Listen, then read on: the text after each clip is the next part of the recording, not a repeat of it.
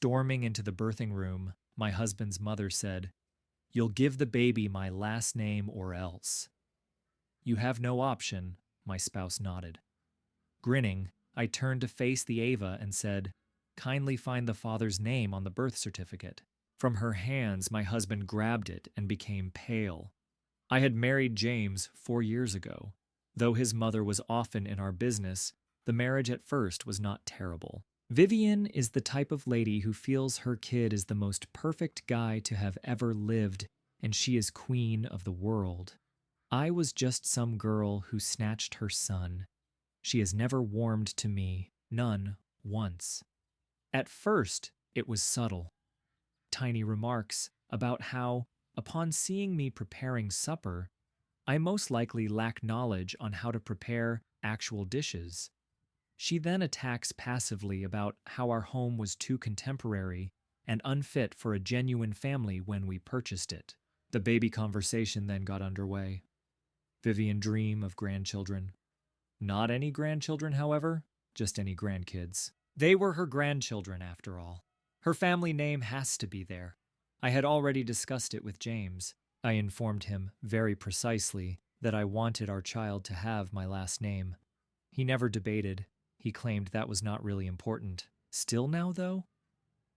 Exhausted and sore, I'm now in a hospital bed when his mother rushes in like she owns the place and demands that the Ava put my child's birth certificate with her family name on it. James as well? He nods in agreement with her. Originally, I felt I was hearing things, possibly still lacking it, from the epidural. But not at all. Standing there with arms folded, James seems to have already determined this. Like I was just someone in this scenario, and not the real mother of the kid I recently delivered. Vivian was standing beside him like she had just won, smug as hell. She remarked, as if it were a certainty, our last name would be the baby's. Our family name is this one. That is just how things are. I turned to look at James. About this we discussed. I started to birth. I give the infant my name. James amused himself. Made a laugh. Like I was being silly. Like I had any reason to believe my viewpoint counted here. "Olivia," he replied, "you have no option. Best of all is this." I fixated on him, trying to make sense of what was occurring. I was exhausted, not having slept in more than 24 hours. My body felt as if it had been torn apart, and just now I was ambushed in a hospital bed. Vivian only grinned, as if this were all very natural. "Dear, you should be appreciative," she advised. "Our family is passing on to your kid a heritage." I started to yell. The Ava entered then as well. The Ava was reviewing birth certificate documentation. She hardly had time to speak before Vivian grabbed it from her hands. "Good. We need this," she said, instantly reaching for the pen. "Just get this signed and—" I cut her off. "Please find the father's name on that paperwork." The room became quiet. James scowled, then grabbed the paper himself. The second he saw, his face colorless. Vivian pulled it from his hand and looked over the page. She then let out a scream. Not a typical scream. Not a small gasp here. This was a full-on breakdown. Given the name the father entered on the birth certificate, was not James. Vivian became crimson on her face. Not the embarrassed kind of red, but the veins bursting from her forehead type of wrath. She yelled, clutching the birth certificate so hard that I feared she would cut it in two. James had still not said a word. His hands quivering, he was fixated on the page. This was not their intended course of events. Their belief was they had one. They planned to push me into doing what they wanted, corner me in this hospital bed, and intimidate me into it.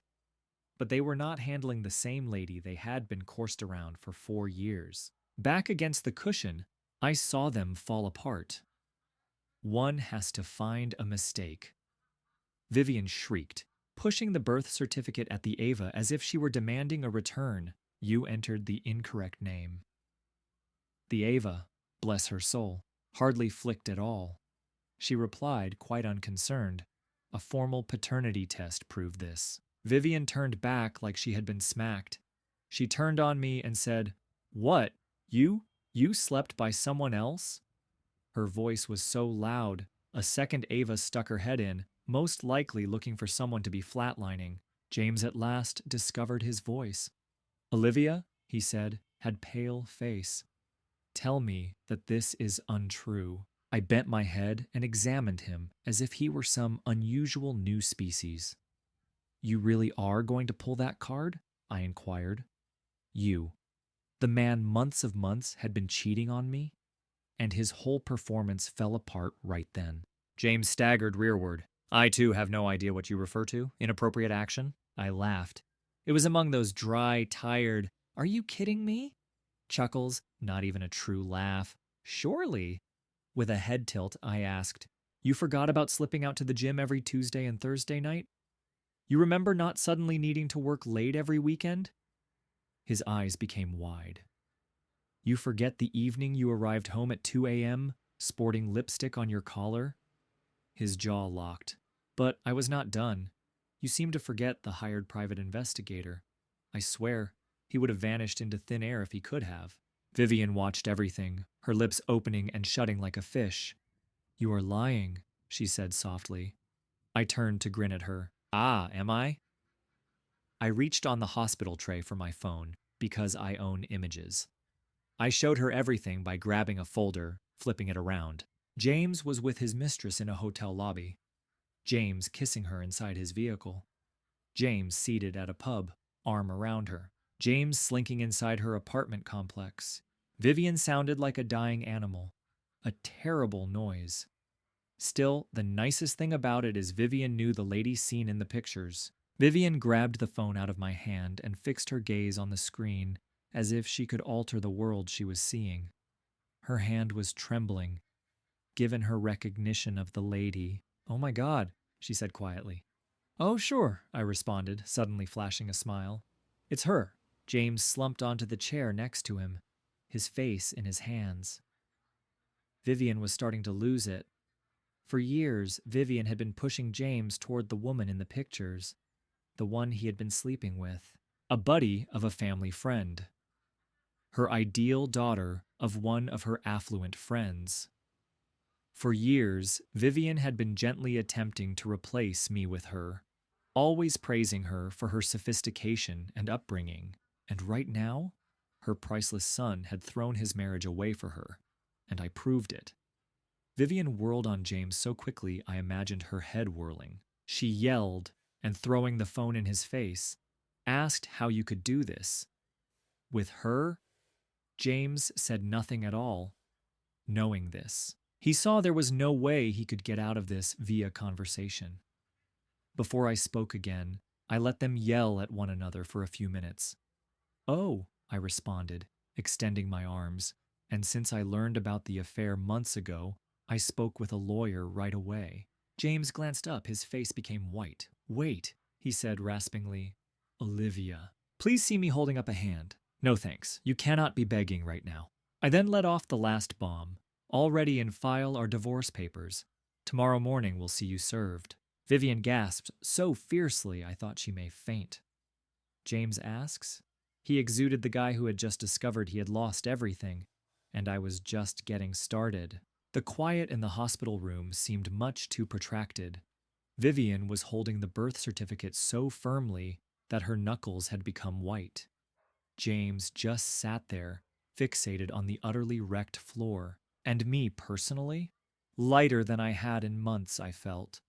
I felt happy instead of even enraged now. Seeing the two of them scurry and see their little power play explode in their faces, this exceeded anything I could have had in mind. But the next twist landed right in my lap just when I felt this could not get any better. Vivian turned on me wild-eyed abruptly.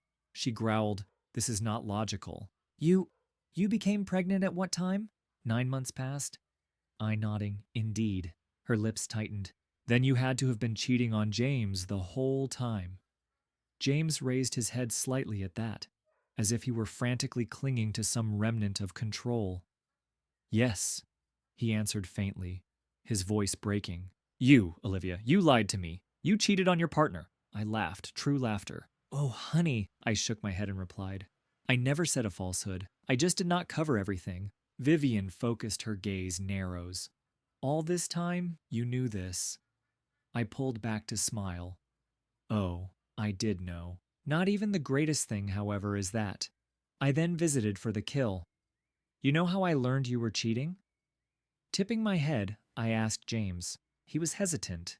The private investigator? No, I responded. He verified that, so yes, but I learned about it elsewhere. I bent in, dropping my voice just enough to cause them to pay careful attention. I whispered when I found out. Your mistress informed me personally. James staggered like I had just struck him. Vivian gasped. Then, on the hospital tray, James's phone began to ring. Head pulled by James toward the sound. Right there, screen ablaze, it was seated just next. Nora, a name blazed over the screen. Vivian's face came devoid of color, because Nora was someone she knew, since she had been the one pushing for years to push Nora and James together. Nora was the same lady I had just showed them in images. James shot for the phone, but I grabbed it before. Hey, well, I thought. She probably listened to the news. James seemed almost ready to pass out. Vivian gasped. She grabbed the phone from my hands and pounded a response. She cried into the speaker while you home-wrecked rubbish. How could you call off my son's marriage? One paused. Nora laughed then, across the speaker. And what did she say next? Oh, that was very lovely. Oh, Vivian, honey, Nora purged. Your son destroyed his own marriage. Her voice was full with laughter. You know what? You may wish to have this next section seated down. Vivian went still. James's body locked completely. Nora groaned. I was not going to say anything, but really, you both are deserving. She then let the bomb drop. I am pregnant. The space burst. Vivian faltered. She screamed so fiercely that her voice broke. James shot to his feet, toppling the hospital tray. Vivian screamed, You lying? Oh, baby, no, Nora whispered gently. You're just trying to ruin him. I now have evidence. If you so choose, I will also send the ultrasounds. James dropped back into the chair. And me too? Alright, I saw everything burn from here. At last, James managed to squeak out. Is it my fault? Oh, you want to ask that now? Nora chuckled once again. She then let out a big sigh. Indeed, James responded. Your stuff is here. And what do you suppose? The birth certificate already has your name. Like she was ready to have a heart attack, Vivian gripped her chest. James was breathing excessively. Then the last nail in the casket. Nora humming. Oh, and last but not least, since you were too much of a coward to tell Olivia about us, I reasoned that I would let her know something you never told me instead. James let out a harsh gulp. You mean what? Nora halted. Then, when we first began dating, you omitted telling me you were married. Vivian stopped breathing. I swear. James jagged like he had been electrified. Nora, nope, she said. My done. Hope you two have enjoyment handling this. Oh, plus Olivia? I pointed an eyebrow. She remarked, You're a great person. Spend your life enjoying it without this loser. She hung up then. Also, the room was utterly quiet. James had a ghost-like quality. Vivian dropped head in her hands onto a chair, and me too. Reaching for the water bottle on my bedside table, I sipped and sighed.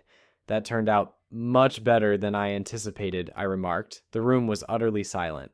The kind of stillness that follows a large explosion while the dust is still settling, and the only leftover is debris.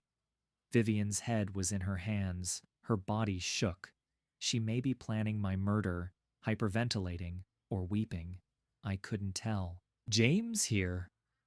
He only sat there, his spirit departing his body. His hands were shaking, his face was white, and for the first time since this entire disaster began, he had no words. Me too. I simply observed, let the sink in all around.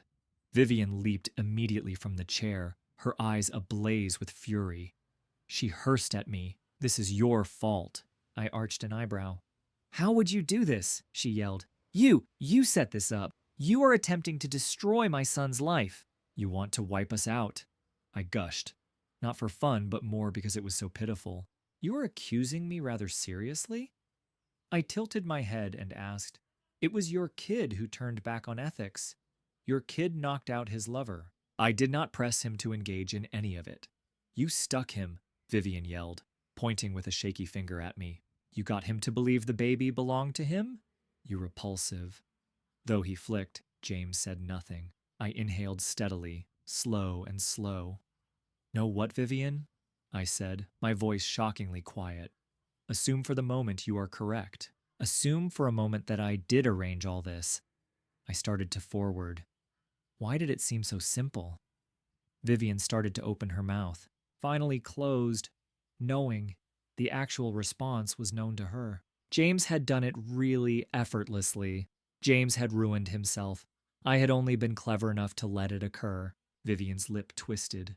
There will be expenses for you. I sighed. From me, what more is worth grabbing? You and your kid have already eliminated the worst aspects of my existence. She made a choked moan and turned on James in a final act of sheer desperation. And then the actual performance got underway. Vivian went for her kid, seizing his arm and shaking him like she could physically drive him back into the ideal golden child she had envisioned in her head. You, she muttered, have to correct this. You owe it to repair this. Olivia will go back with you. Right, Olivia? I gave a snark. Completely not. James's head swung toward me, a mask of some kind of frantic hope on his face. Olivia? I held out a hand. Not yes. You mean it, James? We are finished. Before I even became pregnant, I was divorcing you already. I just waited to tell you at the appropriate moment. His eyes came open. You designed this? I corrected. I intended to defend myself. You orchestrated your own fall from grace. James seemed as if he may break off easily. Vivian had not yet finished. You have to salvage your marriage, she cried. We shall be ruined by this. What are people going to say? What do you suppose our relatives will say? And then the last, lethal error, she sneered after looking me both ways. You believe anybody else will be interested in you? A lone woman?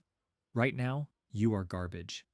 You are going to die alone. James's head turned quickly toward her, and I worried he would have whiplash. Mom, he bit. Pause. She persisted, however. Now she was too far gone. What do you know about the experience I went through parenting you? She screamed at James. I created you ideal, and you're destroying everything now for some whore who misled you. And James broke right away as well. James got up quickly, knocking over his chair. His body was trembling all over. His breathing was laboring, his eyes bloodshot. Then he replied, in a voice I had not heard from him before, You created me like this.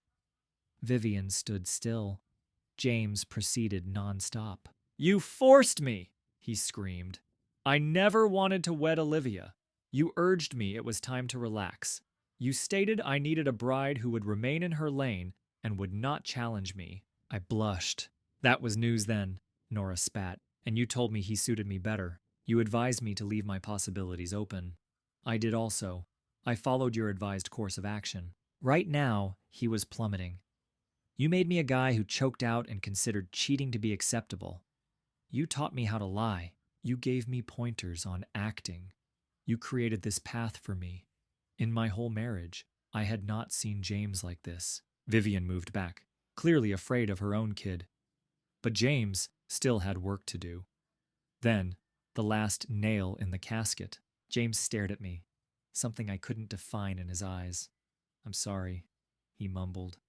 I really am unsure of who I am these days. Nothing for him made me feel. Nor hatred, nor gloom. Not a thing. But I responded, That's not my concern anymore, looking him straight in the eyes. I next hit the Ava's call button. A few minutes later, she strolled in, glanced at the sight in front of her, and sighed profoundly. She questioned, already agitated, Do I need to call security? Indeed. That is what I stated. Out of my room, get them. James stammered.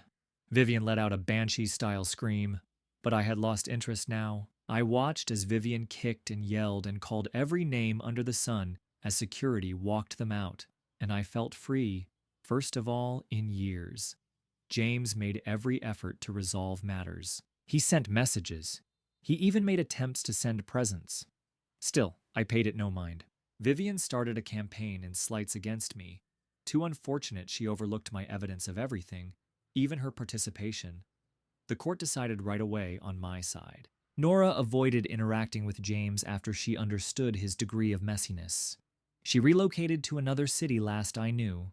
In the divorce, I acquired what I had asked for. That house, complete custody, all of it. James earned nothing. Vivian gave up her control. She began snapping at other people without James to calm her. Her friends stopped interacting with her too eventually.